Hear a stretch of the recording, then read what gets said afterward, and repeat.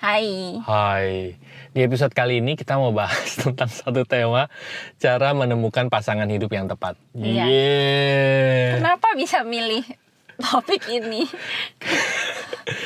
Jadi cerita sedikit ya teman-teman ya, saya dan Rusi ini udah kenal dari kelas 5 SD. Kenalannya dari kelas 5 SD, kelas 6 kami bareng-bareng duduk depan belakang satu kelas gitu. SMP kami bareng-bareng, SMA kami bareng di satu kota tapi beda sekolah. Kuliah dia meninggalkan saya, ya kami beda kota gitu. Jadi kami sudah kenal dari kelas 5 SD dan mulai kelas 6 SD itu kami sahabatan. Telepon-teleponan sering gitu. Ya walaupun modusnya sih ada PR nggak? Nah, apaan? Curhat pacar juga gitu ya. Bahkan pertama kali saya nembak cewek, saya nanyanya ke Rusi, ya gue mau nembak gimana ya? Enggak, saya nanya langsung. Gimana? Saya nanya langsung tuh pas mau nembak cara nembak cewek gimana? Ngomongnya apa ya? Terus gitu. Saya kasih tahu, terus berapa menit kemudian atau berapa jam kemudian? Udah diterima. Oke, good. Murid yang baik. Terus cara itu saya pakai buat dia juga. Nah, banyak pertanyaan, gimana sih lo dari kecil gitu ya bisa bareng-bareng sampai akhirnya menikah gitu. Gimana sih cara menemukan pasangan hidup yang tepat gitu. Secara jujur, secara 100% kami tahu atau tidak, jawabannya enggak. Tapi terus terang kalau orang tanya ke saya, gimana caranya memilih pasangan yang tepat, entah kenapa dari zaman dulu, saya tuh kalau saya tutup mata dan membayangkan siapa sih istri yang tepat buat saya gitu, siapa pasangan yang tepat untuk saya, yang muncul adalah Rusi. Dan itu di hati saya tuh plong gitu. Jadi nggak ada benturan nggak ada konflik diri. Nah, ini pernah kita bahas kayaknya di kecerdasan tubuh kayaknya ya, di episode berapa ya? Oh ya, ada ya? Kayaknya ada ya. Dimana kecerdasan tubuh kita tuh melampaui logika kita. Nah, tubuh kita tuh sebetulnya tahu kok apa yang dimau gitu, karena punya memori kan zaman dulu. Buktinya apa? Salah satunya adalah kecerdasan tubuh kalau dia suka terhadap sesuatu, dia menimbulkan suatu reaksi fisik tertentu. Mungkin berupa perasaan nyaman. Iya gitu. Nah, saya pribadi waktu kenalan sama Rusi, itu waktu salaman sama dia, itu jantungnya tuh berdegup kencang gitu. Gitu duk gitu. Nah, itu sebetulnya salah satu kecerdasan tubuh lagi berbicara sebetulnya gitu ya. Gitu. Saya ingat saya dulu ngapain ya, kayaknya bengong. Ya. Kamu trans gitu. Apaan nih ya? Terus. Gitu. Nah, jadi coba deh kalau misalnya pertanyaannya adalah gimana mencari pasangan hidup yang tepat, coba hening sebentar, tutup matanya, terus rasakan sensasi tubuhnya. Adakah penolakan dari bagian dirinya? Kalau ada satu aja yang bilang nggak yakin, berarti itu mungkin bukan pasangan hidup yang tepat gitu. Tapi kalau saya pribadi bayangin Rusi dulu itu utuh gitu, nggak ada bagian diri saya yang melakukan konflik gitu. Kayaknya nanti kayaknya ilfil deh, gitu kan ada ya kayak gitu. Baru mau nanya, soalnya biasanya yang bayangin nanti ilfil ininya, ilfil itunya, nggak gitu. Iya kan? Kamu gimana? Nggak juga. Saya tidak membayangkan gitu ya. Dijalani tahu-tahu mentok lagi kayaknya emang udah pertanda ya gitu. Nah itu yang pertama, kecerdasan tubuh. Lalu yang kedua gini teman-teman, kalau ditanya apakah pasangan hidup yang tepat itu jadi tidak ada konflik, jawabannya pasti tidak. Justru pasangan yang tepat itu bisa jadi sumber konflik.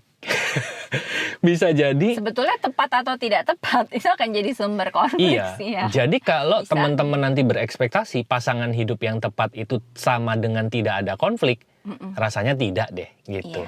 Nah, cuman teman-teman perlu melihat nih, konflik itu sebagai apa.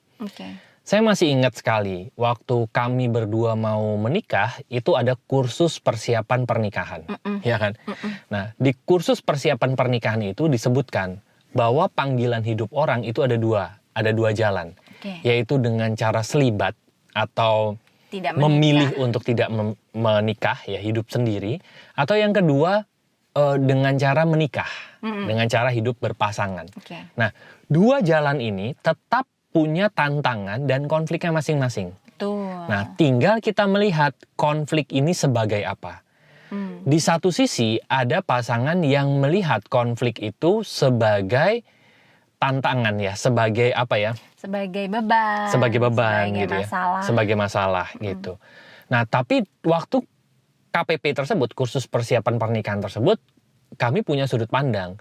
Konflik itu adalah sebuah jalan untuk kami untuk bertumbuh jiwanya. Untuk kembali menyelesaikan luka-luka kami.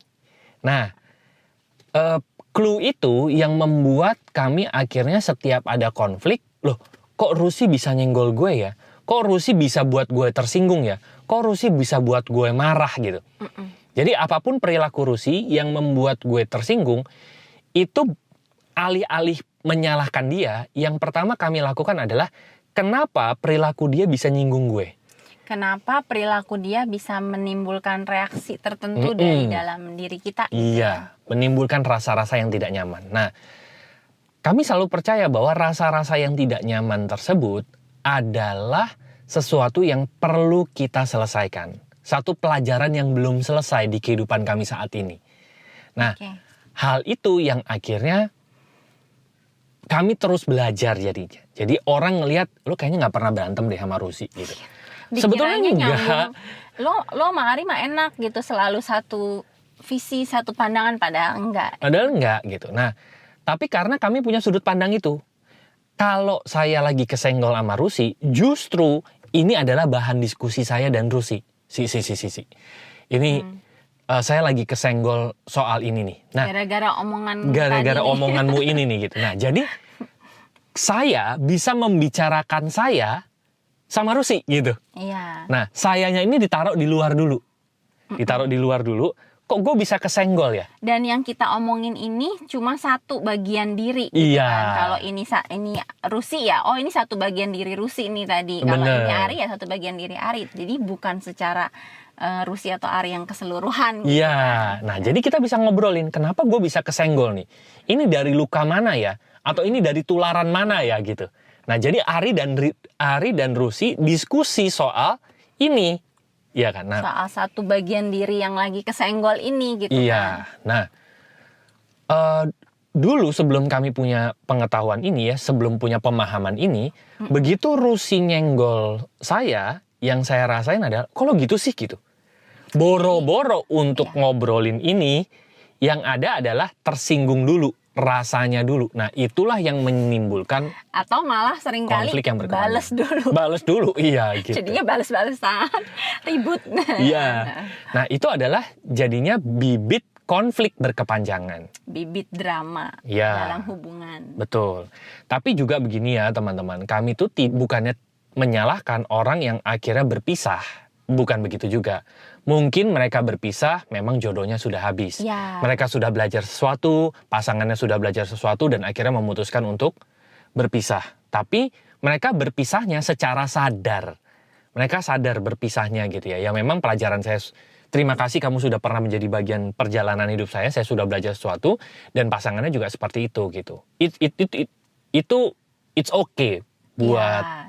Dan buat kami. Pada dasarnya sebetulnya tidak ada gaya hubungan itu yang sama kan. Benar. Karena antara satu orang kenapa bertemu dengan orang yang ini, itu mereka biasanya punya jodoh. Punya jodoh yang spesifik tentang satu rasa tertentu, tentang satu shadow atau gift tertentu gitu kan. Nggak cuma shadow ya, potensi itu kan juga bisa berjodoh. Betul. Jadi memang kita nggak bisa sih banding-bandingin gaya hubungan kita dengan gaya hubungan orang. Karena isinya aja udah beda gitu kan. Sehingga ya cuma kita dan pasangan yang bisa menemukan gaya terbaik dalam hubungan yang enak ya? Itu seperti apa. Gaya lagi gue ngomongnya. Ya terus menemukan cara ngobrol terbaik, cara komunikasi paling enak, paling nyaman buat keduanya itu seperti apa. Benar. Jadi sebetulnya pada dasarnya kalau sekarang ya, itu mungkin definisi pasangan yang tepat itu adalah pasangan yang masih pasangan yang entah gimana tuh bisa diajak ngobrol. Sebagai teman seperjalanannya dia untuk bertumbuh. Gitu kan. Tapi kalau ada pasangan yang belum bisa, misalnya nih yang satu orangnya udah belajar, udah mulai sadar, tapi yang satunya kadang-kadang kan belum gitu ya. Nah itu gimana? kan nggak bisa juga terburu-buru untuk bilang bahwa dia bukan pasangan yang tepat. Bisa jadi tetap pasangan yang tepat, tapi ya di perjalanan itu mereka punya peran yang berbeda gitu ya. Benar. Jadi pasangan yang tepat itu kan bukan melulu bahwa ini adalah pasangan yang damai, tentram, sentosa kan, gitu kan sebetulnya. Iya, benar-benar. Bertengkar itu bukannya tidak baik. Bertengkar itu sebetulnya satu jalan, satu pintu supaya mereka bisa menemukan pelajaran-pelajaran mereka.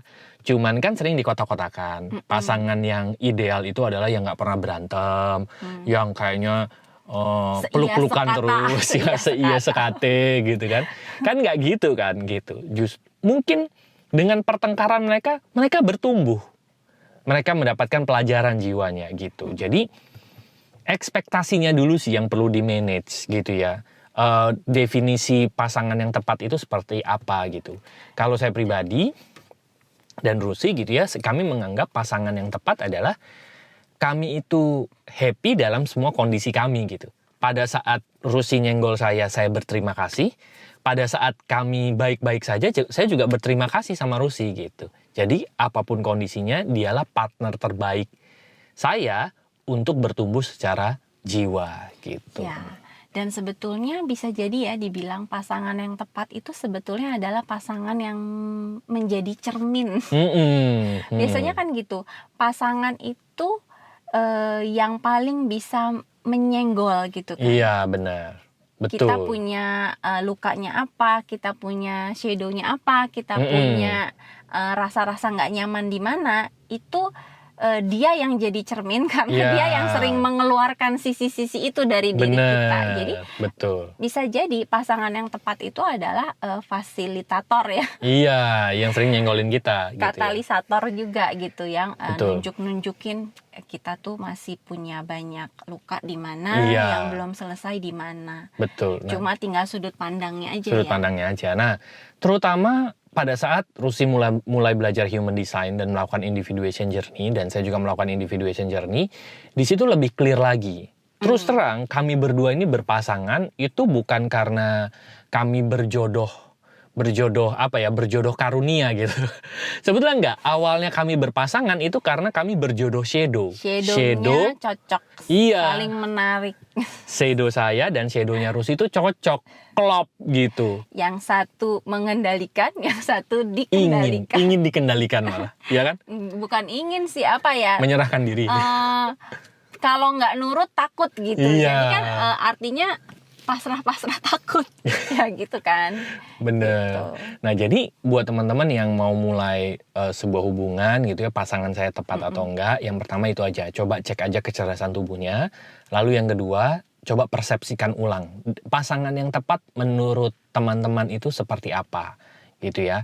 Dan itulah yang jadi nanti patokan pada saat teman-teman berjalan bersama dengan pasangannya gitu. Ya. Dan terus terang human design membantu, terutama pada saat kita mengenal shadow saya dan shadow pasangan saya apa ya, supaya nanti pada saat shadow ketemu shadow, kita bisa saling membicarakan shadow kita, dan akhirnya kita bisa bertransformasi bersama dari shadownya jadi light atau gift, dan syukur-syukur dari gift ini menuju CD-nya bisa bareng-bareng, walaupun perjalanannya perjalanan ke dalam masing-masing. Betul, gitu. Karena biasanya ya yang saya alami, kadang-kadang ketika saya lagi ngomongin shadow saya belum bisa menemukan kenapa gitu ya, atau akar. Tapi ketika diomongin berdua, Ari itu bisa punya sudut pandang lain yang akhirnya, oh iya, itu membantu saya menemukan sesuatu yang akhirnya, oh iya ini nih, ini poinnya gitu. Nah, ketika diobrolinnya dalam sisi yang objektif, sebetulnya dua sudut pandang itu akan memberikan pemahaman yang jauh lebih